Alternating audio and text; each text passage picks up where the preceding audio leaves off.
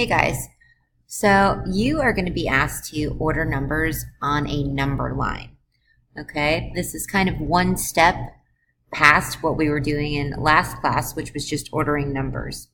So I have included a table, okay, where I want you to actually show your conversions to decimals.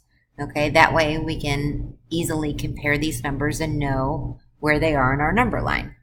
So the first number I'm going to look at is 4/9. And I know, because I've memorized my chart, that anything in the ninths means my value is repeating, and it's a repeating decimal of the numerator. So this is going to be 0.4 repeating. Okay, the second one is in a decimal value already. 55%. In order to convert percents to decimals, I've moved my decimal 2 places to the left, so this is going to be 0.55. And 11/50ths, if we remember from last class, one of the easiest ways to convert this to a decimal, I'm going to show some work over here, okay,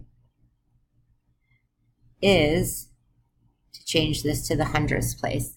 So in order to go from 50 to 100, I need to multiply by 2, and my math rules tell me that in order to not change the value of this number, if I multiply the denominator by 2, I also have to multiply the numerator by 2, because 2 over 2 is 1. So 11 times 2 is 22, and 22%, okay, or 22 out of 100 is the same thing as 22%, is the same thing as 0.22. So the next thing I want to do is look at my number line. So the three numbers that are on this number line that I can read are 0.5, 1, and 0. So I want to pay attention to those numbers so I know how I am counting and what value each of these is worth. Okay, so this means that each hashtag, each little tick is worth a tenth. Okay, so I'm going to go ahead and label these. Okay, 0.6, or I'm sorry, should be 0.6. What comes after 0 would be 0.1, 0.2, 0.3, 0.4, there's 0.5, there's my 0.6, 0.7, 0.8, 0.9, and then I'm at a whole number 1. Okay, so 4/9 is 0.4 repeating. So I will look to 0.4. 0.4 repeating is really 0.444, which means it's a little bit above. Okay, so you would take this point and you would click and drag it over to about here. Okay, I can't use the click and drag on this feature, so I'm just going to go ahead and plot my point right here and label 4/9. Okay, now I'll try to keep the same colors as the dots. So let's see. 0.3, again, that's already in decimal form.